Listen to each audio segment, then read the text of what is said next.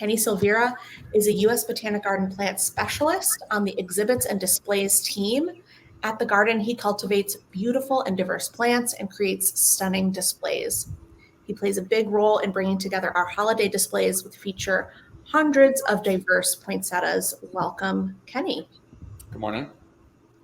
So I'm going to share some wonderful photos we have of poinsettias in our collection and just talk a little bit about what you do at the garden. So let's check out this photo here. Can you tell us a little bit more about what we're looking at, Kenny? So this is the greenhouse where we actually grow all of our poinsettias for the holiday season. You're looking at a whole bunch of different varieties that we grew probably, I think that was like 4 years ago. I'm pretty sure we did a whole wall of the poinsettias, which are those neon pink ones. And then that year's theme, I believe, was maroon and gold. So those are probably, I want to say that's probably like 5 months after we planted them. And that would have been like that would have been early November when they were really coloring up pretty well. Wow, so it sounds like you get started pretty early. About how early do you start growing poinsettias for the holiday display? So we get plugs in, which are small starter plants, come in, probably like 4 inches tall, possibly around that. They come in, we start off with our hanging baskets. Those start the end of July. And then most of our potted crops, we get those in early August. Wow. And how many poinsettias do you usually have for the holiday display? So I want to say we buy in it varies from year to year and depending on the size of the display. I want to say we get about, I'm trying to remember. I want to say about 1,500 cuttings. And it could be, it could go up to more than that, but it depends. But yeah, we get a lot of cuttings in, and we usually put 3 per pot for those larger pots you see, and we do about 20 plugs per hanging basket of the smaller size hanging basket, and we do about 20 of those baskets as well. So it's quite a bit of plants. Wow. And we can see a lot of different varieties here. About how many varieties do we usually have in a holiday show? So that also varies from year to year as well, Grace. So this year we probably have about maybe 20 varieties, since I mostly focus on reds and whites and some pinks. We can go up to like 50 varieties sometimes, depending on the size of display and depending on which type of display we want to do. Like sometimes we'll do a display in the back where we display all the multiple different types of colors and variations, between heights and sizes and whatnot. And that South transition like we do sometimes. So yeah, we do a lot of varieties.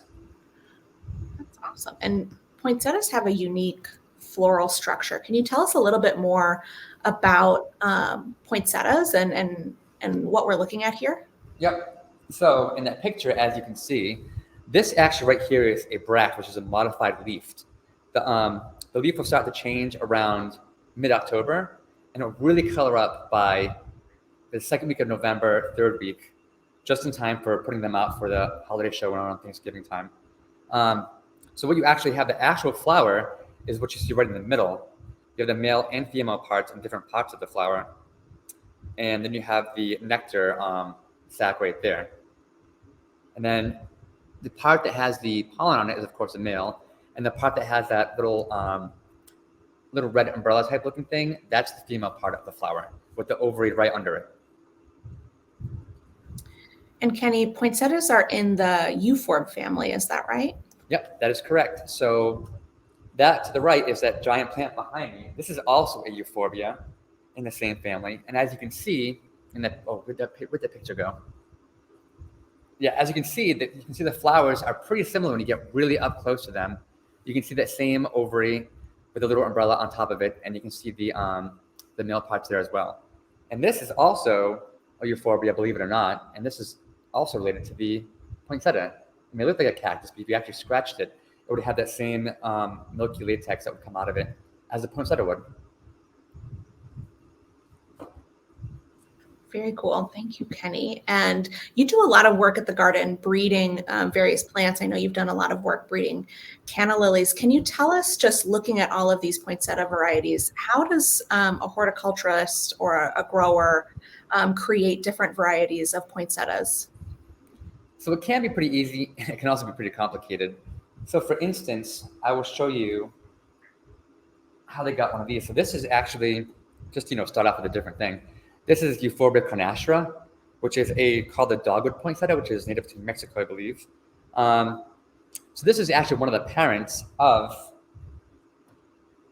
these two, which are, this one is a Poinsettia white, and this one is Love You pink. So what I would do is, of course, take the pollen from one of the parent plants, put it on the ovary of the other parent plant, around the and then what you want to do is collect a bunch of seeds from that. And then if you want to get a really good amount of plant material, you want to grow a ton of seeds grades to really pick out which ones of those species that you want to actually either promote further to start breeding more with that one, or to use that one as your plant that you actually want to put forward into the industry as your new hybrid. It can go both ways. It can be a quick project because these would probably bloom within a year. This is actually one that Bill bred a couple years ago. We were trying to go back to the original form of the more wild dogwood. And this would actually bloom in a year from seed. Some things will actually take a lot longer to bloom from seed as well. But you really want to get a ton of plants just to pick out the very few that you want to keep to push forward. That helps. Yeah. And do you know when you're breeding plants what the progeny will look like, or is it just a sort of a guessing game? You kind of, once again, it depends on the species of the plant. It depends on how much that plant will have in those genes already. So for instance, with these poinsettias, if you have two just species, you can kind of have an idea of what you would get out of it. But then again, it could also be a surprise because sometimes you have like you can get to some like ploidy things, where you have tetraploids and diploids, and you have like larger flowers, larger plant, but then sometimes it's sterile. So a lot of times it's kind of a gamble and a surprise, which is always a fun surprise. When I do the canna ones, for instance, I never know what I'm going to get because the genes in there are so mixed up in some of the hybrids that I have already. It's always a surprise because I have a red plant that comes out with like yellow and orange flowers or like purple leaves. You just never know. And is plant breeding a process home gardeners could do? Is this something that folks could do at home with their own poinsettias? As far as poinsettias go, I wouldn't really. You really need a good climate for that because they can be a little picky. You can try it as long as you can get the seed to mature, and then you plant it pretty right away after it's mature from the seed pod. It's possible.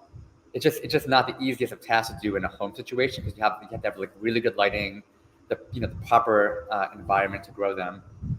But I would say try it by all means. I love that. Well, let's open it up to some audience questions, and I will kick off with a common question, which is, can you keep poinsettias all year long and get them to rebloom the next year? Absolutely. What I would do is after they bloom, they usually kind of go into a dormancy period. So they will drop some leaves. That's totally normal unless they drop everything and then they're dead. But you can keep them kind of in a cooler, drier spot for a couple months until spring happens. And then come spring, you can give it a little bit of a couple inches of a trim to get it the desired shape because it will start to push out new foliage again as the days get longer. And then I would repot it I would say like the end of April, I'd probably put it in a bigger pot. And if you can get it outside when the nights are above, when the nights are above freezing, like I'd say when the nights are above 45, 50, I would grow them outside in full sun and fertilize them probably like once a week or twice a week. Even we fertilize them a lot in the growing season because they're quite the heavy feeders. And then come fall, you should have like a good sized plant by then. You can trim it back to get a better shape, but I would not do any more trimming after like mid-September. And then come the end of September, what I tell people to do is to get them to bloom, you want to have longer nights, like a 14-hour night period, I believe. So I tell people to, when you get home from work, put it in your closet because the lights at home will actually affect that blooming period. So put it in the closet or somewhere dark when you get home from work, or I guess at like 5 o'clock or whatever, since people work from home a lot now. And then in the morning, I would pull it back out again and put it in the sun. And if you keep doing that for about a good month, you should start to see some bracts coloring up. Nice. And we've got another question here.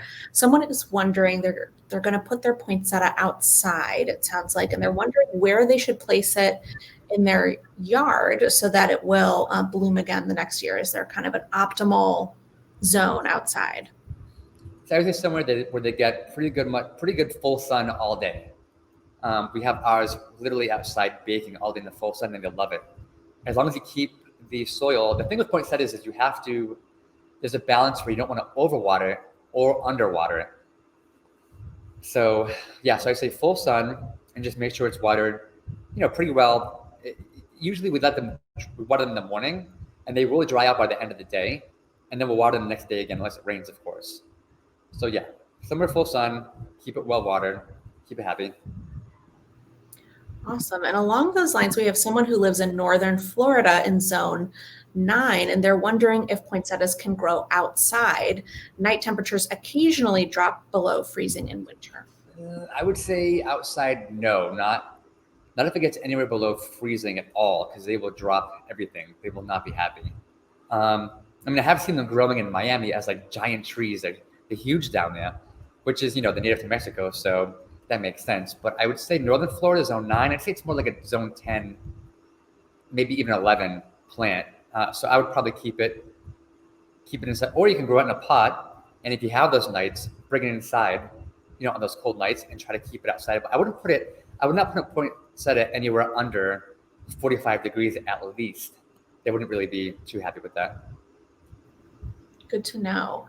And we've got another participant wondering, what sort of, if you had to describe the qualities of the fertilizer that you use during the growing season, what should folks be looking for in their fertilizer? I would go something like pretty easy, run of the mill, like, something that's a good, like 20-10-20, or even a 10-10-10, something like that should be pretty easy. And how often would they apply the fertilizer? So we water ours with fertilizer probably, I'd say at home, probably twice a week. I say a good, like I said, they're pretty heavy feeders. I say a good twice a week. We kind of water ours at a really low rate, but we do it pretty constant. So yeah, anything at home, if you do like a watering can or one of those spray type things, I'd say at least twice a week. And this is so someone's wondering if we fertilize or if you fertilize in winter. And this sounds like, yes. Would this be during the growing season? What's the optimal window to fertilize? Yeah, I would mostly do it during the growing season. When they're in bloom, you don't have to fertilize them as much. So yeah, mostly when they're growing, that would be the time. Perfect.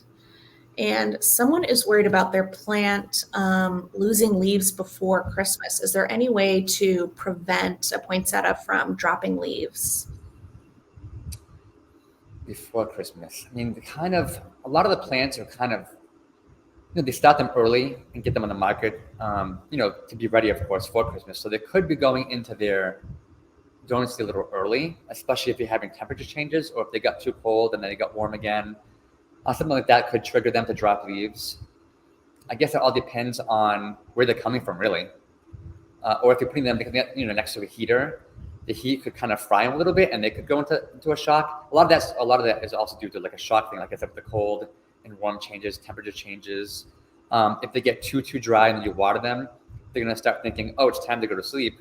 So that could actually that can make them drop really quick. So any of those things, try to keep the water consistent, or the soil. You don't want to have it too wet, but pretty moist. If it does go way too dry, it could drop leaves earlier, since that's what happens when they pretty much go dormant and they drop a lot of leaves naturally anyway. Good to know. Someone is wondering, how big can poinsettias get? So that also depends on the species and on the hybrids. So most hybrids nowadays are bred to, stay shorter, more compact, more bracts, more flowers. We have some of the older species, some of the heritage type species that will get huge. I mean, I have some of them that will get up to like 8 or 9 feet if they let them go. Like they're in their natural environment, their large plants are almost not a tree, but they're a pretty big shrub. So they can get up to like 10 feet tall. I've seen giant ones before. So, and then you have the poinsettias like these guys, which will stay. These probably get. I've had one that I kept over for a couple of years, and it only gets maybe 2 feet tall, if that. So that does depend on the species and on the hybrid. Depending on what it's bred for its ultimate height to be. Thanks, Kenny. We've got someone wondering, in the height of summer, around the mid-Atlantic is where they live, should they cut back their poinsettia to get a bushy growth by autumn? They would have it outside for the maximum amount of light in a good environment. Oh yeah, give it a haircut. Like in summertime, we can cut it back a couple times even. Give that thing a haircut because it will get tall and leggy. So like you said, the more you cut it, the more you trim it, you want to get that nice bushy habit to it. So that would be perfect. And Kenny, I know that there's some interesting things in the sap of poinsettias. Anything people should keep in mind when they're cutting back their plants? So yeah, so some people can have a bit of a little rash or allergic reaction to it. I get it on me all the time, and I'm always fine. It's just a pain to wash out sometimes because it gets that sticky kind of that latexy type stuff to it. Yeah, I would just say if you want to wear some gloves or something, if you're allergic to it, if you can get a rash. But that also varies, between person and person. I never had a problem cutting them back, and they're not really as poisonous as a lot of, the old myth was like it would kill cats or dogs. They're not as poisonous as people sometimes think. I mean, if you eat a ton of leaves, it would probably give you like an upset stomach, or you might run to the bathroom or something. And cats, the same thing. Like cats and dogs, if they chew on it, it might irritate their mouth. It might give them, upset stomach or, something like that. But it shouldn't. It's not that poison that's going to kill them, or you for that matter. That is good to know. Someone is wondering, after all the leaves and flowers have fallen off, should I cut down the old branches, and what level should I cut it down to? So I would actually just let it sit until you see new growth in spring, and that'll tell you where you can kind of just imagine how you want it to look later on. That would tell you, where to cut it. So if you have this long leggy stem, sometimes the tips will kind of die back a little bit too. So if you wait until it puts out new growth again, that's where you can tell where to cut it, and always cut above the node where it's going to grow out from. Good to know. We've got someone here wondering, what are your favorite poinsettia hybrids? So I really like this Love You Pink one because it's a crazy neon color. I like the really weird, unusual hybrids. I also really like one called Autumn Leaves. It has kind of like a goldy, peachy bract to it, and it's just different. Anything that's unusual and strange, I like that because I don't want something common. Yeah, absolutely. Someone says they have dark spots on the leaves of their poinsettias. Is that indicative of anything? Dark spots. I'm trying to think. I know that I have brought some in from the cold. It can give like brown edges, or maybe it could be like water sitting on the bract for a long time. That could also cause it. It could be like a little bit of a bacterial thing or something like that. But I do like the most browning that I notice is when you're bringing something in from, say you're driving it from your car and you just walk outside and it's like a really windy day or it's freezing out. That can also cause some damage on the bracts as well. Got it. Thank you. Someone is wondering if there's an optimal humidity level that poinsettias enjoy. This person has a humidifier for their plants and they can adjust it. So they're wondering what's the best humidity. So you don't want anything too humid. Although they grow in Florida fine. And they can handle quite a range of conditions when it comes to humidity wise. You don't want anything super low because of course, come winter, your you have the heaters on and whatnot, it can dry them out mostly, but I don't really see a big humidity problem in the air-wise for that reason for poinsettias. I do see where it could dry out the soil too quickly if it's too dry in the house, if you have the heat going. So I would mostly just focus on, making sure that soil is not going to be too dry, but also not too wet, because then you can get into other issues with that as well. So, but yeah, I would say I wouldn't really worry too much about humidity factor on poinsettias. Well, that is a perfect segue. We've got some folks who are looking for a little bit more guidance on watering indoors during winter. Yep. So someone's wondering, should I soak the plant once a week? How can I tell when the plant is needing water? So this is what I tell everybody and all my friends who ask about how to water their plants. So in the greenhouses, what I do is I actually pick up the whole plant itself with a pot. And when it's really dry, you can feel how light it is. And then when you go to water it, you want to really water that whole root zone. You want to saturate it really well. And then pick it up again. Actually, if it's really bone dry, you want to water it a couple of times to really get nice and wet. And then pick it up and see how heavy that is. So the next time when you go water your plant again, you can actually, if you can remember how much it weighed, if that makes sense, then you can tell, okay, this feels really light again. That means it's time to water. Or if it feels kind of like medium heavy, like maybe just hold off till it gets a little lighter again. And then you can know that it's time to saturate the plant again. But that's how we do them in the greenhouses. I usually test by weight. That is a great trick. Someone is saying, when you look for selecting new cultivar to grow and display, what do you look for? So that once again depends on the color theme we want to do for the year. So that's first of all, it'll come down to what colors I want to put on for display. And then I'm also looking for bloom time. So some poinsettias will bloom early, mid, or late. I usually try to aim for more of the mid to late ones so that they actually will hold out for the entire holiday show. And then I'm also looking so we used to grow like really giant tall poinsettias, which break really easy. And for me, I'm not a fan of that. So I'd rather go for more of a compact, tight one that has a lot of bracts on it. That'll give us a better and longer performance, longer season for the show. I also try to find some that are known to be pretty sturdy, because some varieties will break easier than others. And we also look for the vigor of the plant. So for instance, some of them, if it has a little vigor, it just takes forever for it to grow, and it can be a little bit more picky. So I go for like a medium vigor to a high vigor plant, depending on the size that I want them to be finished. Like this one, actually this is a good show right here, because this would be like a low vigor plant because it stays nice and tight. But it actually is it's a great performing. It's one of the easiest ones to grow. Like you just plug it in, and you don't have to prune it at all, and it comes out perfect. This one is normally a really high vigor plant. You can see how long those internodes are on that bract. This grows like crazy. This one's nuts. But it also can get pretty big if you keep it over for another year. It gets huge. That is good to know. Someone is wondering, are poinsettias related to any other commonly grown ornamental plants? There's a lot of them that are related to, anything in the euphorbia family. So I'm trying to think of something that's up here that would be like that.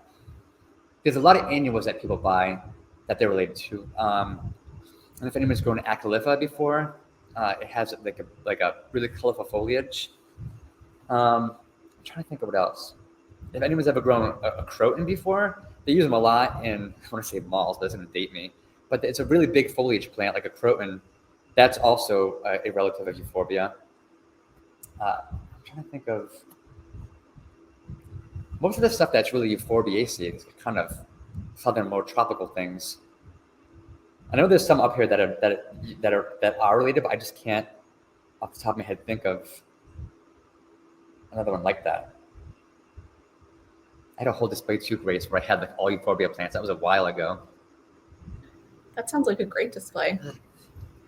Well, we've got someone who would love to know, again, the name of the small white poinsettia that you have here. So that one is called Poinsettia Pure White. There's also there's a ton of poinsettias. There's a Poinsettia Pink, Poinsettia Hot Pink. There's one that's red, but it's actually kind of like a really deep pink. It's not really red. So there's a whole bunch of this. I think there's like 5 or 6 poinsettia types out there. I don't know if anybody remembers, we used to have a big wall of the pink poinsettias that we used to have. Those were all poinsettias because they stayed nice and tight and small. They worked out perfect for that. And someone is wondering, should you water poinsettias from the bottom or from the top? We usually water them from the top. I would say it wouldn't really matter. Like I usually, if I want to water this, I wouldn't just water it right on top of the plant. I would just go like in here at the root zone of the pot to water it that way. As long as the soil is getting saturated and all the roots are happy, it wouldn't really matter, in my opinion. Good to know. Someone is wondering, are there any diseases that are specific to poinsettias or something they should keep an eye out for? And is there anything that we've dealt with in the USBG's collection? Oh yeah, so they are really prone to getting Phytophthora and Rhizoctonia, which are root diseases. They're like fungal pathogens, and some bacteria too. That's mostly from overwatering. They're really prone to that. We actually watered them in with a biofungicide thing. I'm pretty sure that's what it was. And when we planted them all to kind of help prevent that from happening. They also get whitefly. They're also really prone to whitefly. That's one of my biggest pests when growing poinsettias. So those are probably the biggest ones I can think of that really bother them, that we deal with most often. Good to know. And do folks typically grow poinsettias from seed or from cuttings? So usually they're cuttings. We have grown them from seed before, but it's like kind of a long process. And sometimes, they have to go back to the whole breeding thing where sometimes, seeds will grow, sometimes they just won't because they're just not viable. So it's easiest to do cuttings. What we do with our heritage ones here is we take cuttings, I guess, right after they start to grow. So we probably take cuttings in about May or early June. I want to say about May. For the big ones, we take cuttings in May. We dip them in the rooting hormone, and then we stick them in perlite in the propagation house, which keeps that root zone kind of warm because they want to have a warm area to root out, because that really helps. And then the rooting hormone also has that oxygen that will push out it'll make a calyx, and it'll actually push out roots after that. So yeah, mostly it's from cuttings. Got it. We've got someone here wondering, is the correct pronunciation, should people say poinsettia or poinsettia? Do you have a preference? The answer is however you want to say it. I just say poinsettia. I love that. Yeah, I think I say poinsettia too, and now I'm going to be hyper aware of how I'm saying it. The answer is yes. Yeah. Someone is wondering, how do we treat for whitefly here at the BG? Any pro tips? So we use a lot of beneficials, and we also, if it gets really bad, we spray with a pesticide we usually try to go more on the beneficial side. And they actually worked pretty well this year. Or we have to spray it with, a type of pesticide that'll hopefully get rid of them. I can't do too specific on that, but yeah. Yeah. It's mostly like, wholesale greenhouse only type things that we have to use because we have such a big giant crop that we have to keep under control. Got it. And Kenny, can you talk a little bit about poinsettias in their native habitat? Have you ever seen a poinsettia in its native habitat, and what is the native habitat like? I've never seen one in native habitat. I've only seen the giant bushes that grow in like southern Florida. And they're the ones that I've seen are pretty leggy in the bottom. They're just big bushy Scandin type shrubs with these gigantic red or white, sometimes maybe pink, just flower heads on them. They're a lot more like this one, where they just have picture this, but like a lot longer and bigger. And they're more of like a thinner type bract on it, like that. But they usually don't have a lot of leaves on them at all when they're blooming. The ones that I've seen, out in the wild, it's just this big stick thing with the flowers at the ends of them and some leaves on them still. And Kenny, can you talk more about what a bract is? Is it, kind of what part of the plant are we looking at? So a bract would be, if you're growing these in August, the whole plant will be green. It'll be totally green. And they'll just all look like, just the leaves. So the bract is a modified leaf that will actually change color when the flowers are about ready to mature. And that's pretty much all it is a modified leaf that will change color. If anyone's grown, I'm trying to think of, so a bougainvillea, I'm sure people have seen that. Those are bracts, and the flower on the bougainvillea is actually the little white tubular flower inside. I don't know if people have grown Musienda, because that's like the whole thing of the bract on that. I'm trying to think of another bract flower. But yeah, I feel like people probably mostly know that bougainvillea vine, so that would be another example of a good bract. But it's just a leaf that will change color, or it's just a modified leaf, just to draw the insect or the pollinator to the actual flower itself. Thanks, Kenny. And we've got a couple questions related to whiteflies. One person is wondering, are poinsettias more susceptible to whiteflies when the plant gets too dry? And then what types of beneficials might we use to treat whiteflies? Ooh, that one I don't remember, Grace. I don't. Usually Chelsea does all the beneficials. I can't remember what we exactly. We'll put the plant hotline in the chat here. And folks, if you have specific questions about the beneficials, definitely email our plant hotline. Yeah, we can always get back to them and give them better information too. I just can't think of. I just don't remember. I'm making the plants pretty. But yeah, we can always get back and find out what we use for that. As for if they're drier or not really. They're just gonna go after whatever they like, basically. I would say either if they're well watered or if they're too dry, they're still gonna come for. If they like the plant, then they like the plant. Good to know. Someone is wondering, are rose poinsettias cared for the same way as other poinsettias? Yep. Yeah, we grew those a couple years ago. We just grew everything the same exact way. Good to know. Someone's wondering.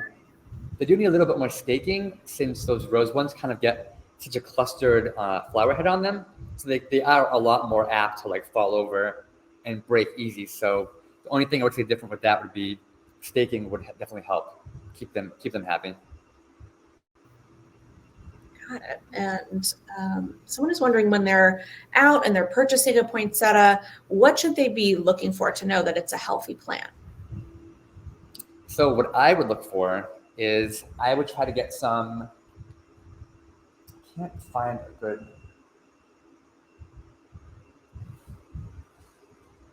So I would go for something that's as dark green and healthy looking as possible. And then when it comes to the bracts and the flowers, see how these right here are all open and you can see the pollen on them? I would try to find one to keep it longer with one they're all closed up in the actual bud still. They're not, the pollen's not showing or they're not open yet, because that means that they just won't last as long as they're already open.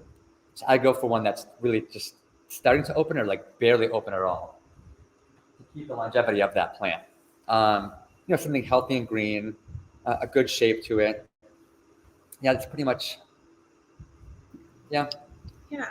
Along those lines, is there any way to maximize the bloom time or the time that poinsettias are colorful during the year? So the warmer the environment is, the faster they're going to bloom and open and be finished. The bracts will hold on a lot longer after the flowers are done. But I would say if you want to keep them, blooming as long as possible, I would say something, a little in a cooler spot. Because the warmer it is, the faster it'll go. The cooler it is, down to a point, of course, you don't want to put it outside. It's gonna freeze and be gone. But yeah, the cooler it is, it'll hold in a lot longer. Thanks, Kenny. And can you tell us again about the best light conditions for poinsettias and kind of when to have them be in full sun and when we should be sticking them in the closet? What's the light regimen for these plants? Bright light. They like bright light. Like I said, in the summertime, we grow them out in the full sun. They are like a Mexican species plant, so they want to be bright and hot and sunny, and that'll keep them happy. If they are kept in a more shadier spot, like during the growing season, they will drop more leaves too, and probably think it's time to go to sleep. So as they would shorter days down there as well. Not that they're that short down there, but yeah, I would say as bright light as possible. Good to know. And we've got a special variety that folks have noticed called the mouse ear poinsettias. Can you tell us a little bit about those? Yeah, so that one came out, I want to say, came out a few years ago. They started off with the red, so that has the rounded bracts. I don't have it on me right now. But yeah, so that was a brand new one a couple years ago, and people really like that one a lot. And they just came out with the pink one, which we have on display in the back, kind of in the bathroom area. I just did a whole display actually, change out one of the vestibules. We have a ton of the pink ones. So they're relatively new ones. And yeah, they're just cool because the bracts are round on them as opposed to pointed. I bet you're going to come up with a white one too. Like, it wouldn't surprise me if, since it's so popular, I bet you like a white one would be next on that. But who knows? And Kenny, do we do any breeding of poinsettias here at the garden? I know you mentioned one that was created by someone at the VG. Yeah, so probably like 5 years ago, Bill, our old curator, was trying to breed some to get them back to the really old natural species look. We haven't really done any since. I've been trying to cross some of that Cornastro with a couple of them, just as fun to see what happens, but nothing's really taken yet. So yeah, we're not really trying to really breed them, which is kind of more a little fun thing, but they don't really take all the time. They're a little picky. Good to know. We have a lot of folks who at the garden, they've been noticing that you've been pairing the poinsettias with Euphorbia fulgens. Do you want to talk a little bit about some good plants to pair poinsettias with? Yes, I love that Euphorbia fulgens, and it's really hard you can't really buy it in the store. I don't think I've ever seen it for sale, which is unfortunate because it's another cool plant to put, since it blooms at the same exact time. It's another hard one to get.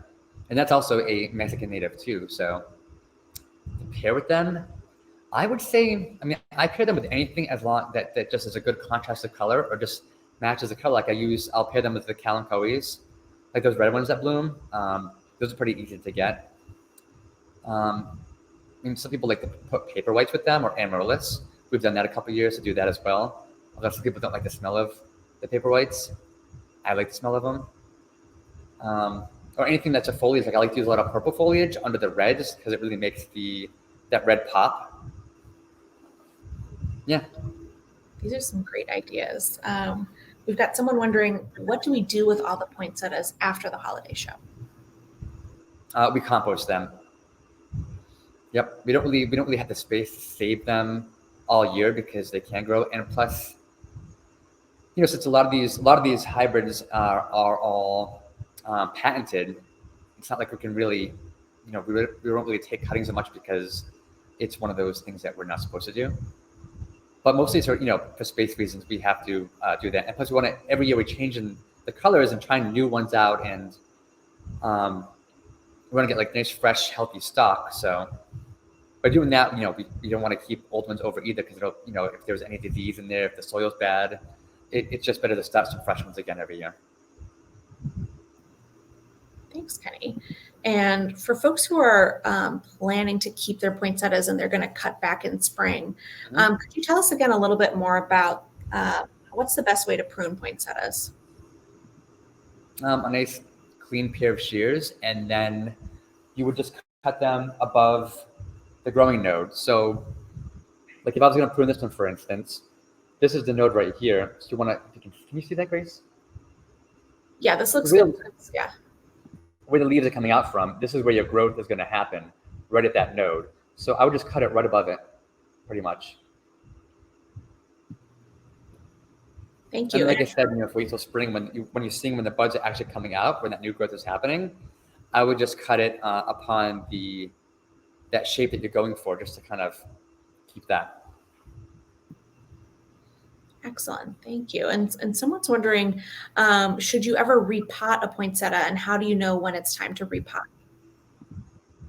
So normally I repot them. When do we do that?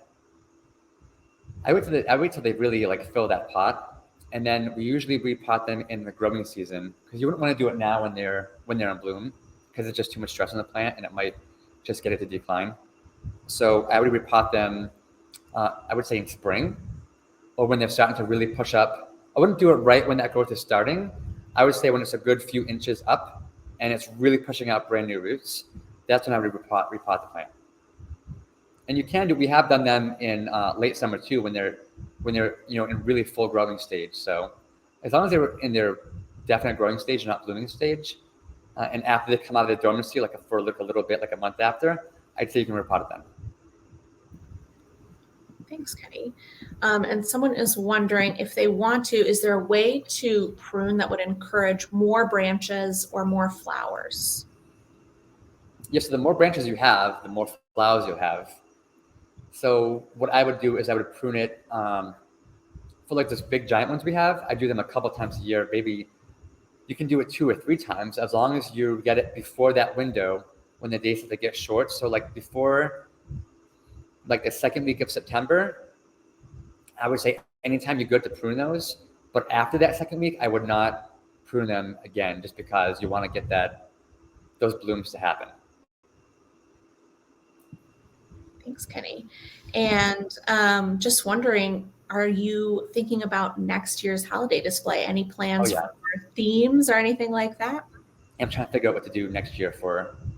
I'm already working on that because we have to, get that in by. We have to put our orders in by at least late January, early February. So I'm already trying to figure out what to do next year for the show. That is awesome. Well, I just want to thank you so much for joining us today, Kenny. I know we learned a lot about poinsettias. I'm sure everyone will be able to keep some beautiful poinsettias into next year. So thank you so much for sharing your expertise. Yeah, sure, anytime.